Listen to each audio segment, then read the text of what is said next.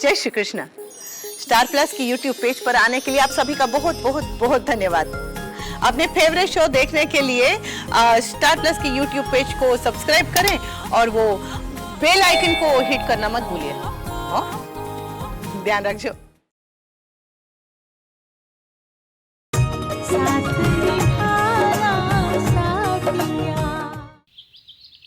माँ जी, वो कल जब मैं रसोई में काम कर रही थी तब खिड़की से एक जलता हुआ पटाखा अंदर आ गया और मेरा हाथ जल गया। हे कृष्ण भगवान, तुमने उसी वक्त मुझे क्यों नहीं बताया? वो माँ जी, किंजल बिन के सासरे वाले आए थे तो मैंने सोचा कि सब परेशान हो जाएंगे, इसलिए मैंने नहीं बताया। देखा कोकिला, इसे हमेशा दूसरों का ख्याल रहता है, अपने आप पर तो ये ध्यान ही नहीं देती।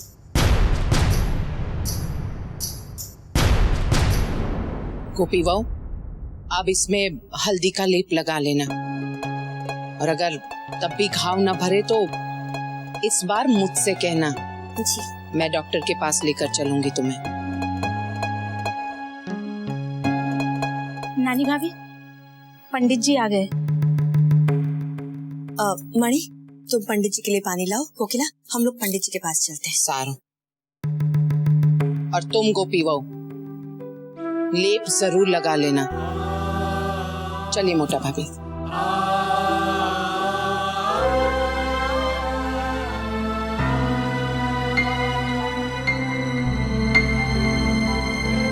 जय श्री कृष्ण पंडित जी। जय श्री कृष्ण। नए साल की हमारी तरफ से शुभकामनाएं। आपना पूरा परिवार ने नवा वर्षनी शुभकामनाओं। मणि, जाकर देखो कौन है दरवाजे पर। मैंने आपकी दिकरी की शादी के लिए एक बहुत ही शुभ मुहूर्त निकाला है।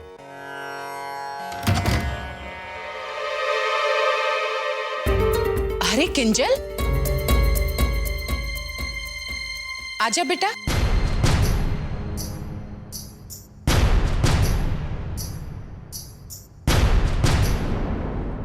बिल्कुल सही समय पर आई हो। पंडित जी ने तुम्हारे लगन का मुहूर्त निकाला है।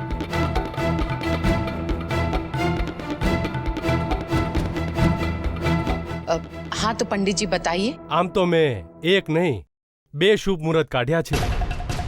एक हफ्ते बाद है और दूसरा 1 महीने बाद।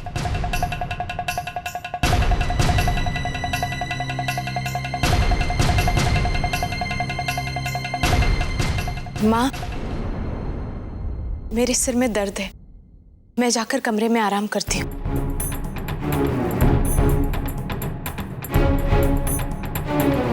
किंजल, किंजल बेटा। कोकिला, रेवा दे, उसी की शादी का मुहूर्त निकल रहा है ना, शर्म आ गई होगी। हाँ तो पंडित जी, मैं ये सोच रही हूँ कि 1 हफ्ते के बाद वाला मुहूर्त उससे बेहतर होगा कि 1 महीने बाद वाला मुहूर्त, क्योंकि शादी की ढेर सारी तैयारियां, उसके लिए भी तो समय चाहिए हमें। ठीक है।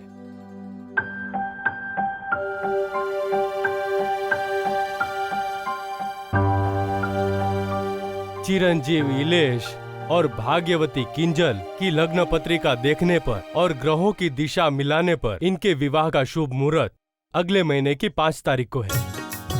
वधामणी कोकिला। तब ने पर मोटा भाभी। पंडित जी, मैं मेहता परिवार के साथ परामर्श करके फिर आपको सूचित करती हूँ। ठीक है। जय श्री कृष्ण। जय श्री कृष्ण। जय श्री कृष्ण। मोटा भाभी, मैं मेहता परिवार को फोन करके आती हूँ। 1 मिनट कोकिला, मैं ये सोच रही थी कि ये खुशखबरी हम सबसे पहले पा को फोन करके बता देते हैं, उसके बाद सबको बताएं तो। आपने बिल्कुल ठीक कहा मोटा भाभी। और हाँ, फिलहाल तो मैं किंजल के कमरे में जाती हूँ और उसे शादी की तारीख बताती हूँ, और उसको कल मैंने जो जेवर दिए थे वो वापस भी लेना चाहती हूँ, क्योंकि मैं नहीं चाहती हूँ कि इससे पहले जेवरों को लेकर जो गड़बड़ी हुई थी वो दोबारा हो।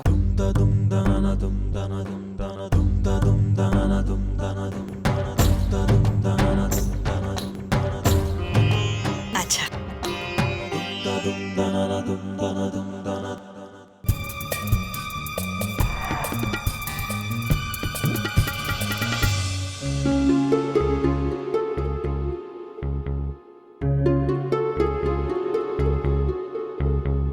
इस डॉक्टर की रिपोर्ट को कहीं छुपा कर रखना होगा, कम से कम तब तक के लिए, जब तक मैं सोच ना लूं कि मुझे क्या करना है। कहाँ छुपाऊं?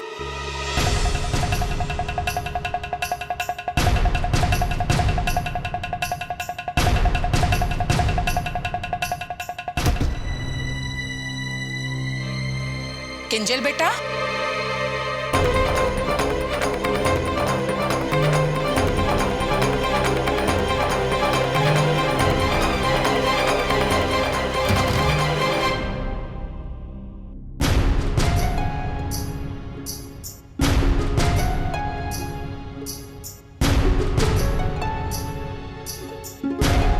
किंजल बेटा, क्या हुआ? परेशान क्यों लग रहे हो?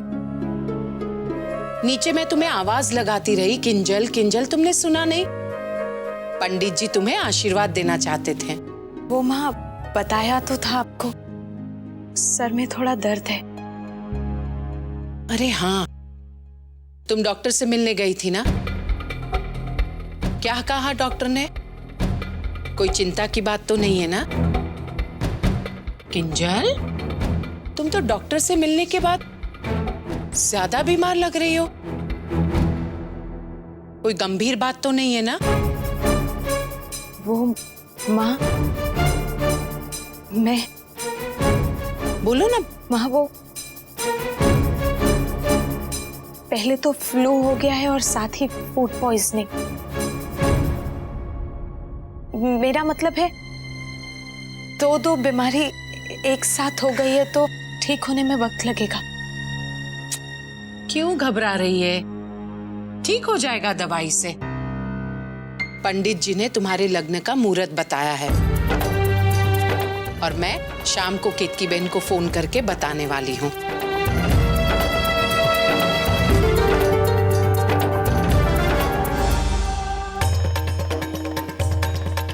किंजल, किस सोच में डूब गई? अच्छा किंजल, बेटा मैंने तुम्हें जो दागिने पहनने दिए थे ना, वो मुझे दे दो। और हाँ, केतकी बेन ने भी तोहफे में जो जेवर दिए हैं वो भी मुझे दे दो, मैं उसे संभाल कर रख लेती हूँ। किंजल, ध्यान क्या छे? वो माँ, वो नहीं, मैंने कहा अलमारी से जेवर मुझे दे दो, मैं उसे संभाल कर रख लेती हूँ। चल हवे।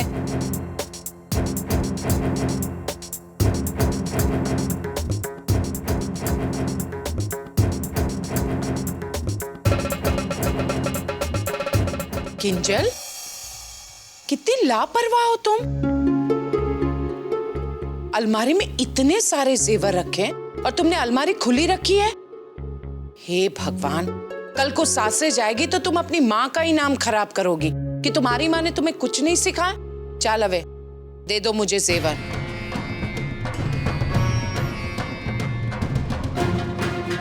किंजल, जब शाम को मैं केतकी बहन को फोन करूंगी तो तुम मेरे पास ही रहना। चल अलमारी बंद कर दे। जाओ आराम कर लो।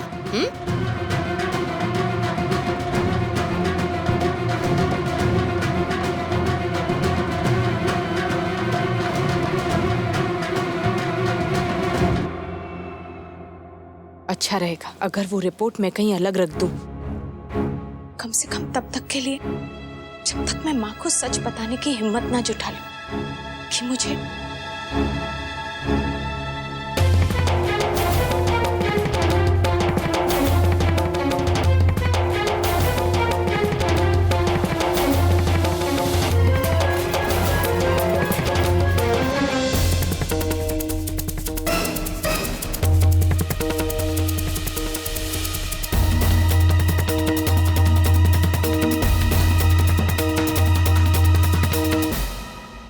गई, यही तो रखी थी।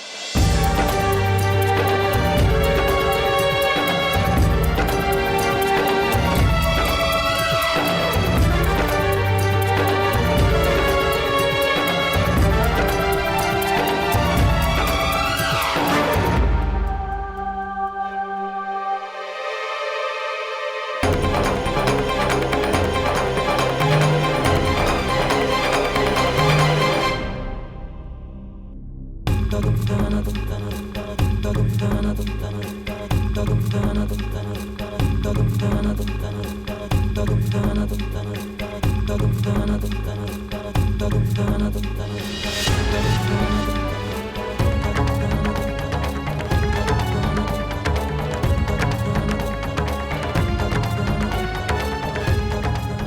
तो कोई डॉक्टर की रिपोर्ट लग रही है।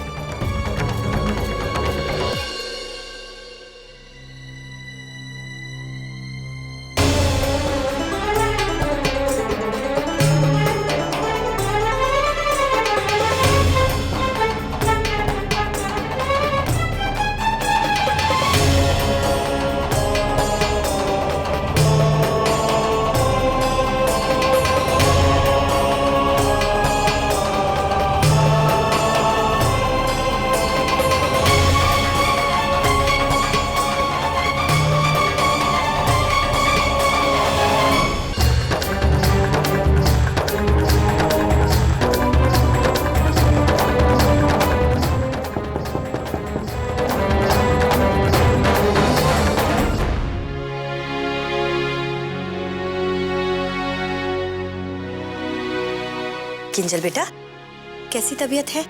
क्या कहा डॉक्टर ने? वो कुछ खास नहीं, बस क्या बेटा? Food poisoning. Food poisoning? अरे बेटा, तू यहाँ खड़ी क्यों हो? आओ यहाँ आराम करो। बेटा, फूड पॉइजनिंग में कमजोरी हो जाती है। बैठो। किंजल दिख रहा, डॉक्टर ने क्या कहा?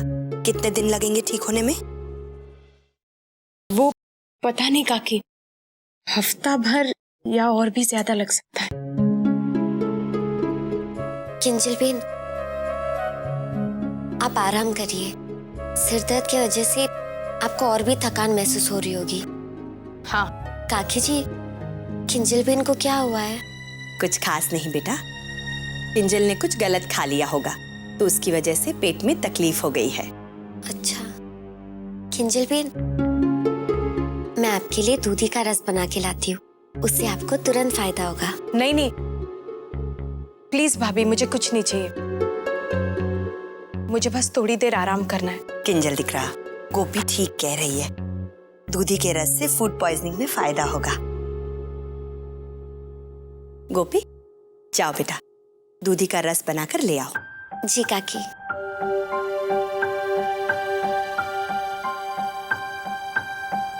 किंजल बेटा, परेशान मत हो, तुम एकदम ठीक हो जाओगी। थोड़ा आराम कर लो। और हाँ, अगर किसी चीज की जरूरत पड़े तो गोपी को बता देना।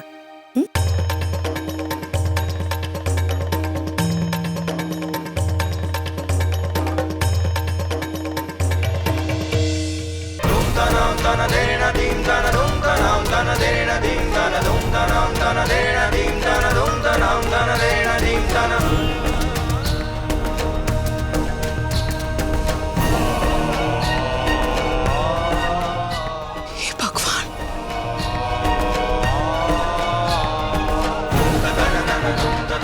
हे कृष्ण भगवान।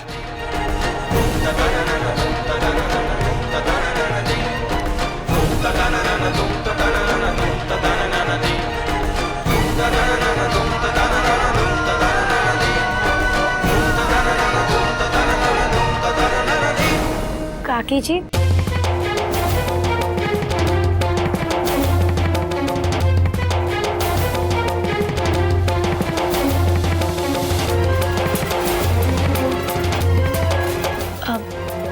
काकी जी। क्या काम है?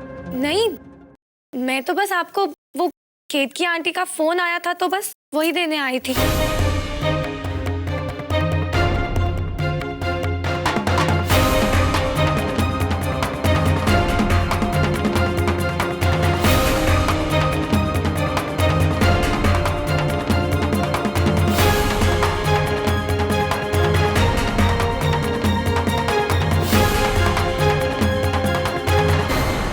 अरे वाह, जो काकड़ी हमेशा फुटबॉल की तरह तनी रहती है, आज तो उसकी जैसे हवा ही निकली हुई है।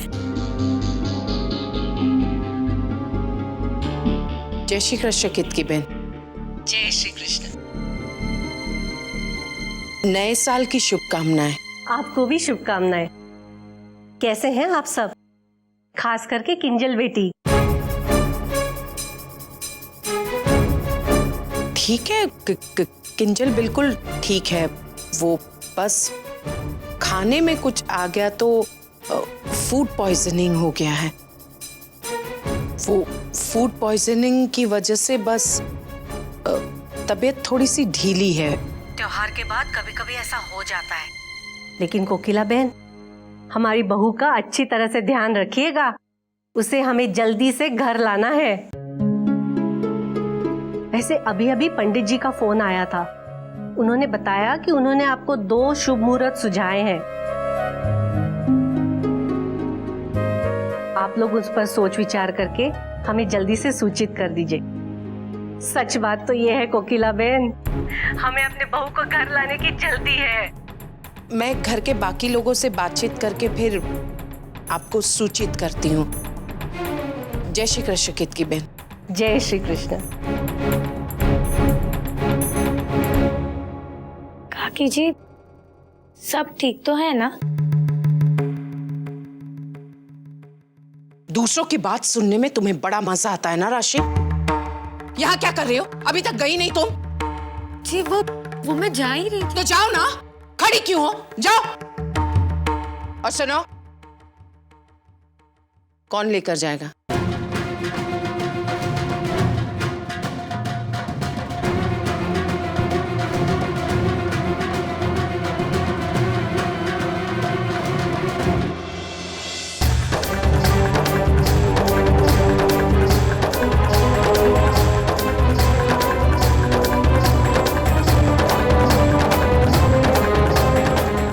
लिफाफा गया कहाँ? इधर ही तो रखा था।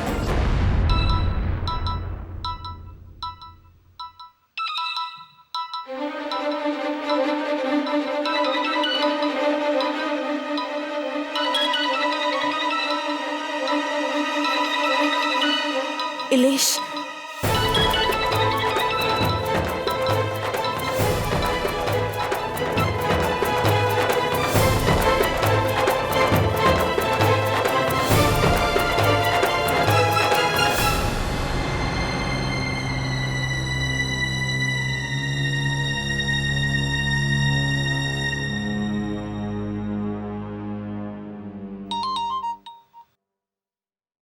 बोल बेटा। मम्मी अब आपको क्या बताऊं, यहाँ सब कुछ उथल पुथल हो रहा है।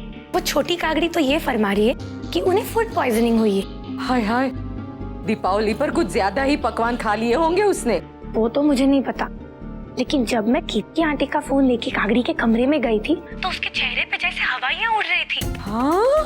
और वो तो पसीने से लथपथ भी हो रही थी। लेकिन फिर पता ही नहीं चला कि बात क्या है।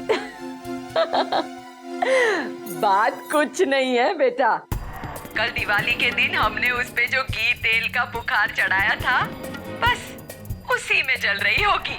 और वैसे भी पूरे परिवार के सामने कल जो उसके ऐसे पलस्तर जड़े हैं, तो ठीक होने में वक्त तो लगेगा।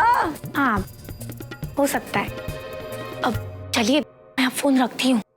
जय श्री कृष्ण। जय श्री कृष्ण।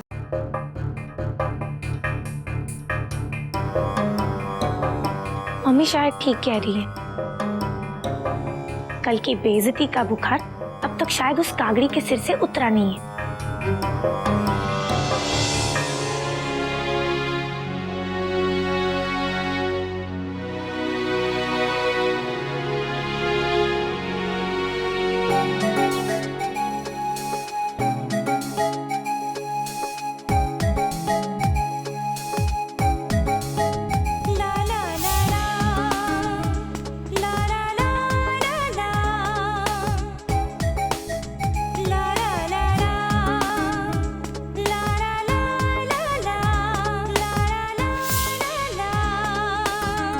गोपी भाभी, ये कल की बंधी हुई पट्टी है, रुकिए मैं बदल देती हूँ।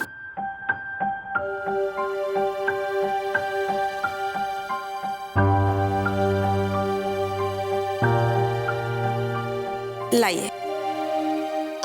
नहीं मणि बेन, ठीक है, मैंने अभी थोड़ी देर पहले ही बदल ली थी।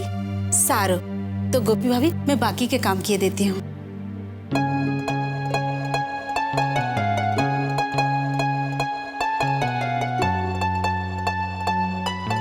इन्होंने अपने हाथों से खुद ये पट्टी बांधी है, तभी तो ये घाव इतना जल्दी भर रहा है।